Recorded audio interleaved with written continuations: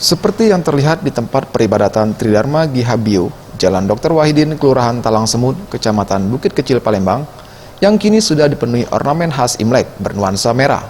Selain pemasangan ornamen, panitia perayaan Imlek juga telah melakukan berbagai persiapan seperti membersihkan patung, meja persembahan. Tak hanya itu, panitia perayaan juga menyiapkan 4.000 kertas kimchua yang nantinya kertas tersebut dibakar. Pemilihan jenis, bentuk, dan tahapan membakar uang kertas itu jelas tak bisa sembarangan. Kertas kimchua dibakar untuk persembahan kepada dewa-dewi, sedangkan ginchua dibakar untuk arwah leluhur. Bukan hanya perbedaan warna, uang kertas itu juga dilipat sedemikian rupa sehingga memunculkan bentuk yang menarik. Ya, sebelumnya sudah disiap ke pembersihan gitu kan.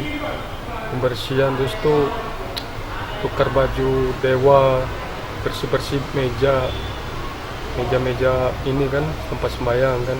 Itu 4.000 mungkin ada kurang lebih. Soalnya enggak hitung pastinya belum tahu.